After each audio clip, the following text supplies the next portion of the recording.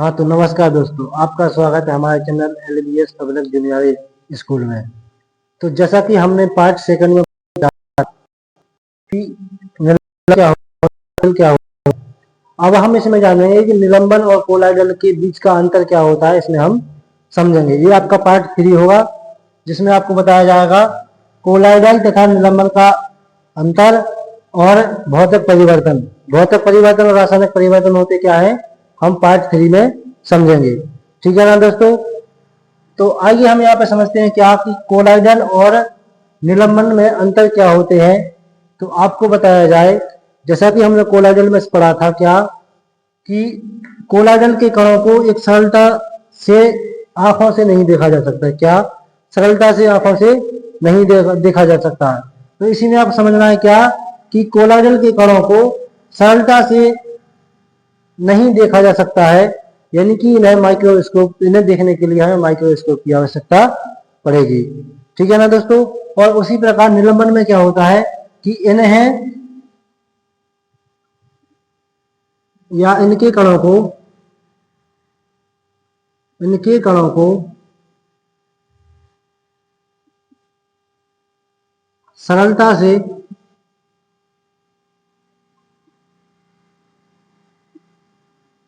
देखा जा सकता है। क्या सरलता से देखा जा सकता है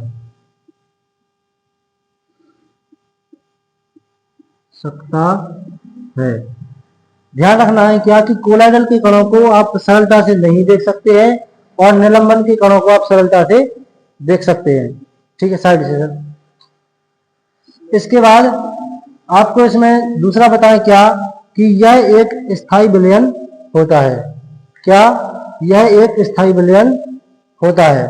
और निलंबन क्या होता है, यह एक अस्थायी होता है। क्या होता है, यह एक अस्थायी विलयन होता है। यह एक अस्थायी विलयन होता है। अस्थायी विलयन होता है।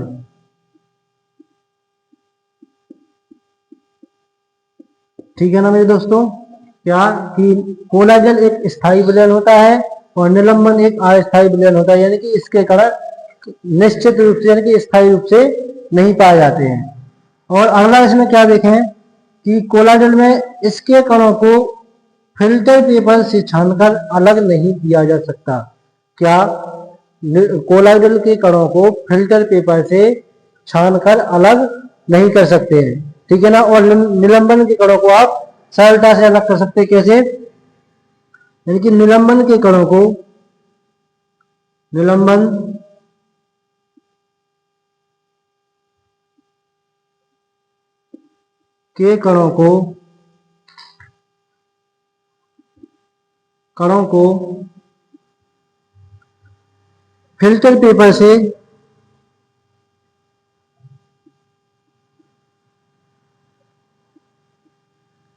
फिल्टर पेपर से छानकर अलग किया जा सकता है। क्या अलग किया जा सकता है। ठीक है ना। ध्यान रखना है आपको दोस्तों क्या कि कोलाइडल के कणों को आप फिल्टर पेपर से छानकर अलग नहीं कर सकते हैं और निलंबन के कणों को आप फिल्टर पेपर से छानकर अलग अलग कर सकते हैं। ठीक है ना। तो इतना समझ में आया आप लोगों को क्या कि कोलाइडल के कणों को सरलता से नहीं देखा जा सकता है, लेकिन निलंबन के कणों को आप आसानी से देख सकते हैं। और कोलाइडल एक स्थायी विलयन होता है। क्या होता है, यह एक स्थायी विलयन होता है और निलंबन एक अस्थायी विलयन होता है। ठीक है ना। और कोलाइडल के कणों को आप फिल्टर पेपर से छानकर अलग नहीं कर सकते, लेकिन निलंबन के कणों को आप फिल्टर पेपर से छानकर अलग अलग कर सकते हैं। ठीक है ना। इतना समझ में आया ना। तो अब हमारी अगली हेडिंग होगी क्या कि भौतिक परिवर्तन एवं रासायनिक परिवर्तन। क्या भौतिक परिवर्तन एवं रासायनिक परिवर्तन।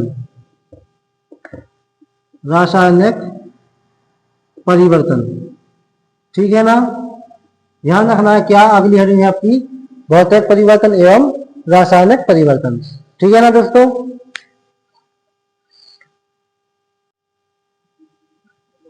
तो अगली हेडिंग क्या है आपकी, भौतिक परिवर्तन एवं रासायनिक परिवर्तन।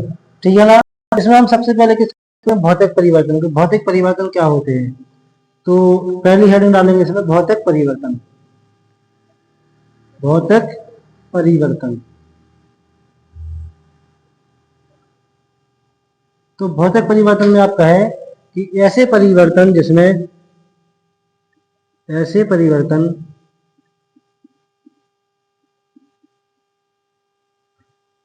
जिसमें भौतिक गुणों, भौतिक गुणों जैसे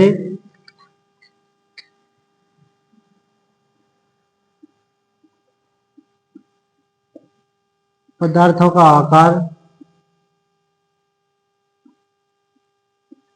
पदार्थों का आकार,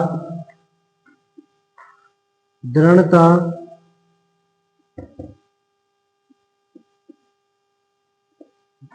घनत्व तथा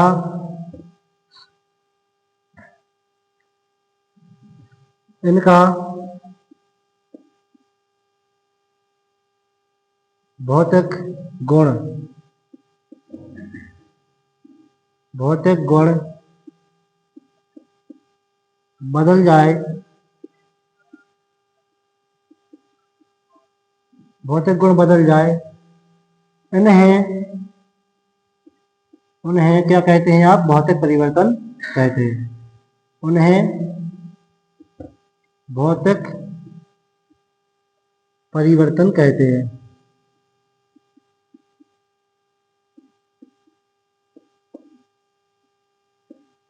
कहते हैं। ठीक है ना। जैसे कोई पदार्थों का भौतिक गुण, दृढ़ता, घनत्व, उनका भौतिक गुण ये आदि बदल जाए तो इन सबको क्या कहते हैं आप, भौतिक परिवर्तन कहते हैं। ठीक है ना। और अगला देखें इसमें क्या, सेकंड नंबर रासायनिक परिवर्तन। तो रासायनिक परिवर्तन क्या होता है,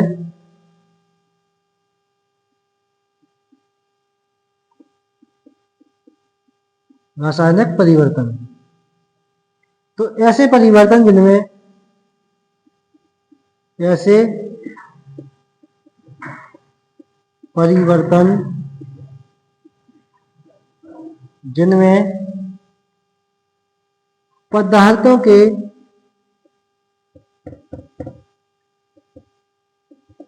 पदार्थों के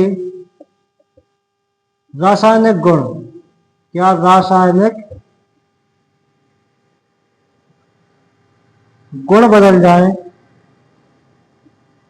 बदल जाए, तो ऐसे परिवर्तन जिनमें पदार्थों के रासायनिक गुण बदल जाए तो उन्हें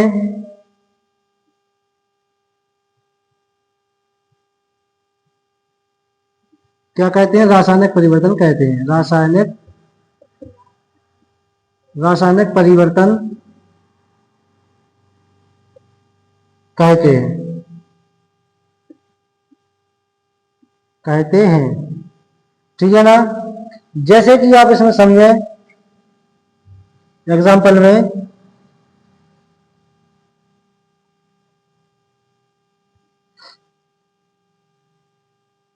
सब्जी,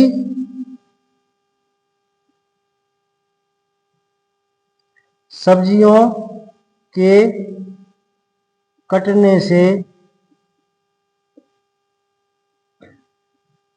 चाकू के रंग में परिवर्तन,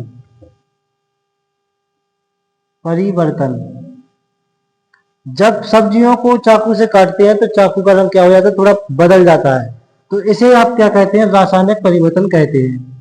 और उसी प्रकार दूसरा समझें, देखो रासायनिक परिवर्तन होने से उसके भौतिक गुण भी बदल जाते हैं, इसलिए नए पदार्थ का निर्माण होता है। तो आप इसमें लिख सकते हैं क्या, कि रासायनिक परिवर्तन से रासायनिक परिवर्तन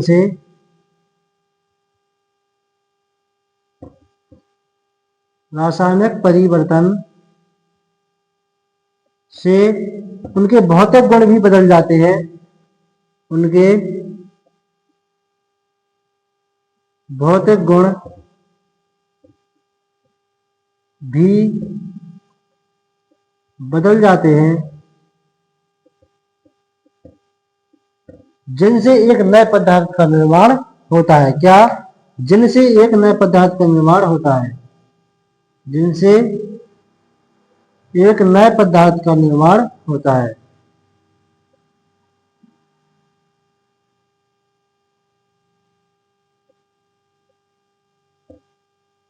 ठीक है ना दोस्तों, आपको समझ में आया क्या कि ऐसे परिवर्तन जिनमें पदार्थों के रासायनिक गुण बदल जाए उन्हें रासायनिक परिवर्तन कहते हैं। रासायनिक परिवर्तन से उनके भौतिक गुण भी बदल जाते हैं, जिनसे एक नए पदार्थ का निर्माण होता है। ठीक है ना। उसी प्रकार भोजन का पकना, क्या? भोजन का पकना, इसी प्रकार भोजन का पचना, भोजन का पाचन, तो ये सब क्या है? आपके रासायनिक परिवर्तन हैं। क्या है? ये आपके सभी रासायनिक परिवर्तन होते हैं। क्या होते हैं? रासायनिक परिवर्तन।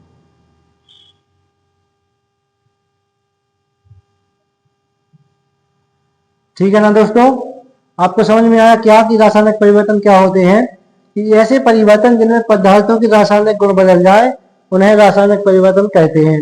और रासायनिक परिवर्तन होने पर एक नए पदार्थ का निर्माण होता है, जिससे एक नया पदार्थ बन जाता है, उसे आप रासायनिक परिवर्तन कहते हैं। और उसके जैसे कि आपने सब्जियों को काटने से चाकू के रंग में बदलाव, भोजन के पकने में बदलाव, भोजन का जब पाचन होता है तो उसमें बदलाव, ये सब क्या है? आपके रासायनिक परिवर्तन के रूप है। ठीक है ना दोस्तों। अब हम इसमें समझेंगे क्या, आपकी अगली हेडिंग होगी कि भौतिक परिवर्तन एवं रासायनिक परिवर्तन में अंतर क्या होते हैं। ठीक है ना दोस्तों, आपकी अगली हेडिंग क्या है? तो ठीक है ना दोस्तों, आपकी अगली हेडिंग क्या है इसमें कि भौतिक परिवर्तन एवं रासायनिक परिवर्तन में अंतर क्या होते हैं। ठीक है, क्या है कि भौतिक परिवर्तन एवं रासायनिक परिवर्तन में अंतर क्या होते हैं। तो आपको सबसे सिंपल फॉर्म में बताया जाए कि भौतिक परिवर्तन हमने बताया क्या है, इसके भौतिक गुणों में परिवर्तन आता है। क्या आता है? इसके भौतिक गुणों में परिवर्तन होता है। यानी कि भौतिक परिवर्तन से आपके पदार्थों में परिवर्तन, यानी केवल भौतिक गुणों में परिवर्तन आता है, उसके ना कि रासायनिक गुणों में परिवर्तन। ठीक है ना। और रासायनिक परिवर्तन में क्या होता है कि इसके रासायनिक परिवर्तन से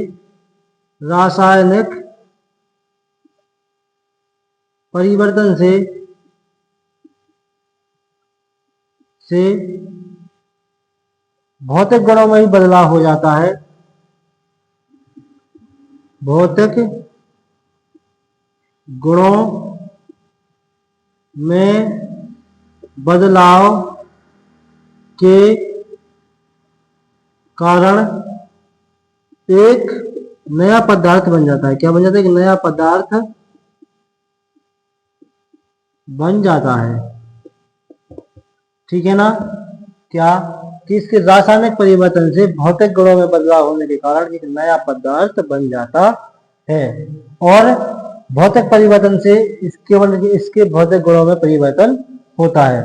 और आपका अगला क्या है कि भौतिक परिवर्तन क्या होते हैं? अस्थाई होते हैं। क्या होते हैं? अस्थाई होते हैं, यानी कि ये स्थायी नहीं होते, अस्थाई होते हैं। और रासायनिक परिवर्तन क्या होते हैं? आपके स्थायी होते हैं। क्या होते हैं?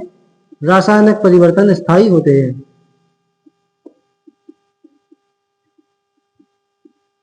रासायनिक परिवर्तन स्थायी होते हैं।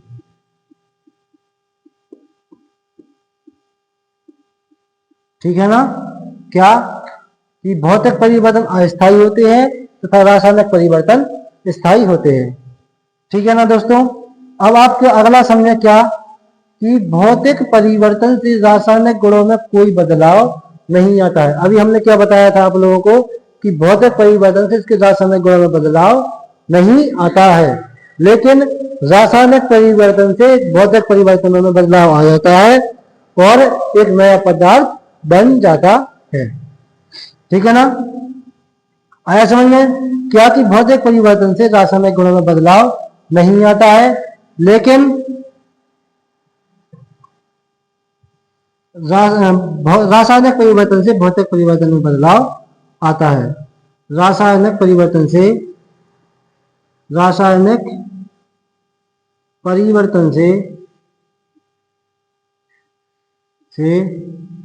भौतिक गुणधर्मों में बदलाव होता है।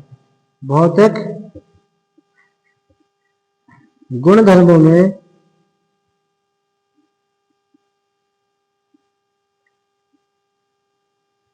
बदलाव आ जाता है, यानी इसमें बदलाव होता है। ठीक है ना? कि भौतिक परिवर्तन से रासायनिक गुणों में कोई बदलाव नहीं आता है, लेकिन रासायनिक परिवर्तन से भौतिक गुणधर्मों में बदलाव आ जाता है। अब अगला क्या है, 4 नंबर में आपको बताया जाए कि भौतिक परिवर्तन होते क्या है। कि भौतिक परिवर्तन एक पेड़ों का कटना, क्या पेड़ों को काटना, ये क्या है? एक भौतिक परिवर्तन है। बर्फ का पिघलना क्या है? एक भौतिक परिवर्तन होता है। और जल का साधारण नमक में घुलना, जल का साधारण नमक में घुलना या नमक का जल में घुलना, ये आपका क्या होता है? भौतिक परिवर्तन होता है।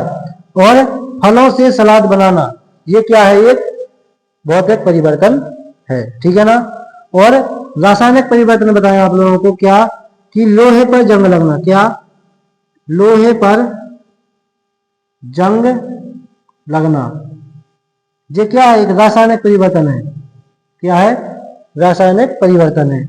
और फलों या सब्जियों को काटने से, फलों या सब्जियों को काटने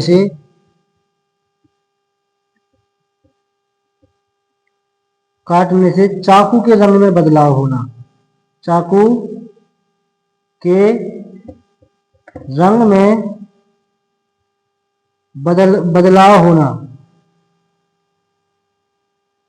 बदलाव होना, ये क्या है? आपका एक रासायनिक परिवर्तन है। उसी प्रकार भोजन का पकना, क्या? भोजन का पकना क्या होता है? एक रासायनिक परिवर्तन होता है। पकना एक रासायनिक परिवर्तन है। और ऐसे ही भोजन का पचना, ये भी एक आपका रासायनिक परिवर्तन होता है। ठीक है ना? इतना समझ में आया आप लोगों को क्या, कि भौतिक परिवर्तन और रासायनिक परिवर्तन होते क्या है। तो आपको बताया भौतिक परिवर्तन के गुणों में बदलाव होता है, लेकिन रासायनिक परिवर्तन से भौतिक गुणों में बदलाव होने के कारण एक नया पदार्थ बन जाता है। लेकिन और इसमें भौतिक परिवर्तन अस्थायी होते हैं और रासायनिक परिवर्तन स्थायी होते हैं। उसी प्रकार भौतिक परिवर्तन एक रासायनिक गुणों में बदलाव नहीं होता है, भौतिक परिवर्तन से इसके रासायनिक गुणों में बदलाव नहीं आता है, लेकिन रासायनिक परिवर्तन से इसके भौतिक गुणों में बदलाव हो जाता है। उसी से आपका एक नया पदार्थ बन जाता है। और पेड़ों का कटना, बर्फ का पिघलना, जल का साधारण नमक में घुलना, फलों से सलाद काटना, ये सब क्या है? आपके भौतिक परिवर्तन के उदाहरण है। और उसी प्रकार क्या रासायनिक परिवर्तन के उदाहरण, लोहे पर जंग लगना, फलों से सब्जियों के काटने से चाकू का रंग बदलना और भोजन का पचना, ये सब क्या है? आपके रासायनिक परिवर्तन होते हैं। ठीक है ना दोस्तों? और यदि आपको यह वीडियो पसंद आई हो तो आप अपने दोस्तों को और दोस्तों से भी कहें इसको शेयर करने के लिए, जिससे कि उनकी स्टडी के लिए हेल्प हो सके। ठीक है ना? तो आपको ये वीडियो आपको समझ में आई होगी। और इसी के साथ आप अपना ये सेकंड चैप्टर खत्म होता है यहाँ पे। तो आप इसको एक बार दोबारा देख लीजिएगा, जिससे कि आपकी प्रैक्टिस हो सके। इसमें आपका पार्ट 1, पार्ट 2 और पार्ट 3 3 वीडियो हो गई हैं। आप इनको दोबारा भी देख लेना। ठीक है ना? इससे आपकी स्टडी के लिए बहुत हेल्प मिलेगी और आप एक एग्जाम के लिए आपके लिए बहुत हेल्प मिल जाएगी। ठीक है ना दोस्तों? इसी के साथ मैं इस वीडियो से विदा लेता हूं और आप अगली वीडियो पाने के लिए हमारे चैनल को सब जुड़े रहिए, जिससे आपको अगली वीडियो भी मिल सके और इसका चैप्टर 3 जो पढ़ेंगे वो भी आपके पास पहुंच सके। इसलिए आप हमारे चैनल से जुड़े रहें। धन्यवाद।